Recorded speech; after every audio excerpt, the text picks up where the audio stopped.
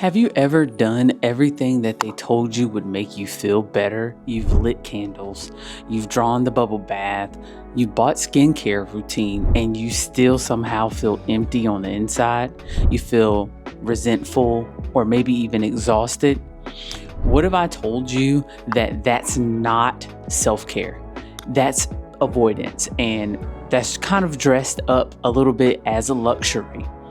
If all that sounds like you, then let me tell you, we're in the same boat, because we've been sold this version of self-care that's supposed to be soft, that's supposed to be sanitized or, sell products. But real self-care is a little bit harder than what you may think, and it's far more powerful.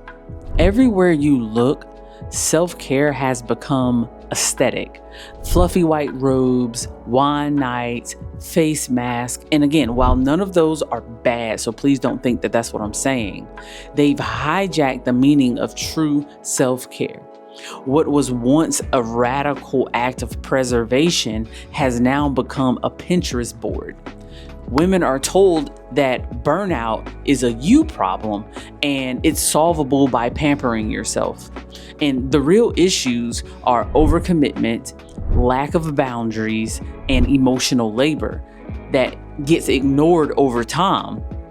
And this creates this cycle that you soothe temporarily but never address the root cause. So let me reframe it. Self-care isn't what you add to feel better. It's what you remove in order to protect your peace.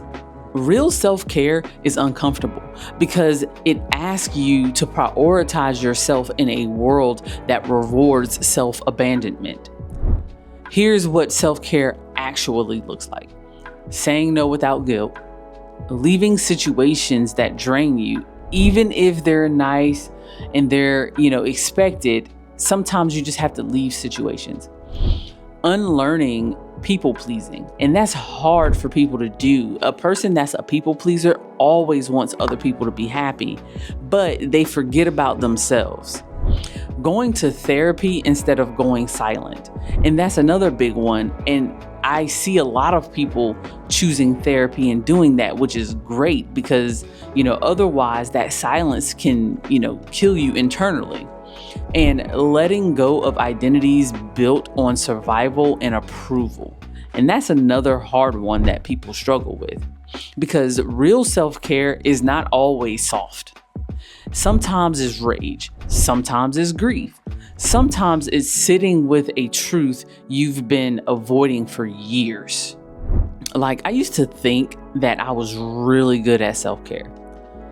I had the Sunday routine where I only would do these certain things on Sunday. Like, if I wanted to, take a bath or light some candles or just kind of lounge around. But under all of that, I was kind of emotionally exhausted.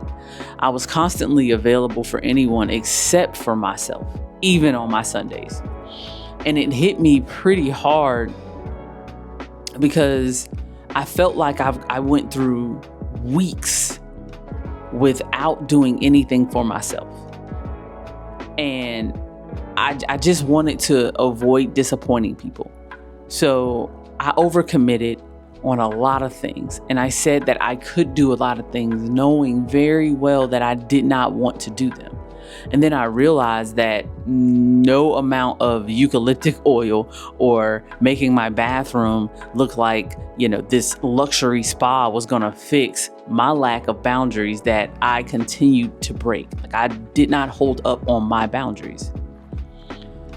And the turning point for me was getting back to the core, getting back to prioritizing myself, getting back to allowing no to be a full sentence, getting back to the core of me, getting back to my health, making sure that I had that all situated, exercising, that falls into my health. And the thing about it is it's hard because you have to reflect. I journaled. because that was my ability to talk or say everything that I wanted to say out loud. I could say it in my journal because I'm not going to offend myself. It's like that was my truth period where I could just write down everything. And the thing about it is, after those weeks, I had to have not taken care of myself. I got sick. I felt horrible. I had got these huge bags under my eyes. And I just said, no, I'm not going to do it anymore. And sometimes you disappoint people. It is what it is. Who cares? You know, I had to take the space that I've allowed other people to occupy and start occupying that space on my own. And yes, it was hard, but I began to feel something. I began to, feel freedom and things that I haven't felt in a very long time. I began to pour into my YouTube channel a lot because that was something that I've always said that I wanted to do. And because, this thing or that thing or this thing kept coming up and I kept allowing myself to abandon the things that I truly liked to do, I didn't record for a long time. And I had to tell myself, no, I'm going to prioritize me in the things that I want to do. So what does real self-care look like in your actual life? Not what you want it to be. It starts with honesty. Emotional self-care is priority. You have to allow yourself to feel the hard stuff. Suppressing it is not strength. Again, I chose to journal. You can maybe choose a voice memo. You can talk to someone and get some counseling. Name what is really going on with you. Is it just you, or is it something that you've internalized for years? So that's number one.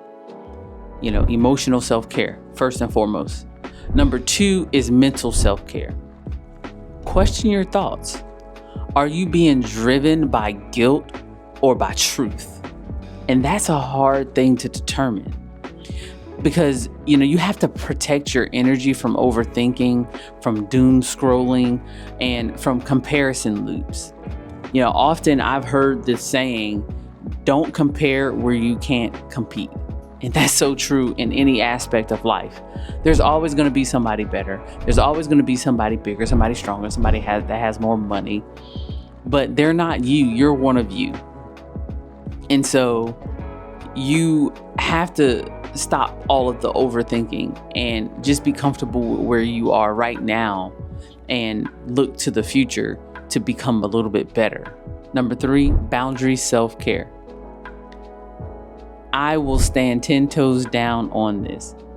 And this doesn't matter if you're a man or if you're a woman. And my target might be, women, between the ages of, within the ages of 30s and 40s, but it doesn't matter. Boundaries can be set at any age, and don't let anybody else tell you any different. Say no. Don't explain yourself endlessly. An explanation is not needed if you want to set a boundary.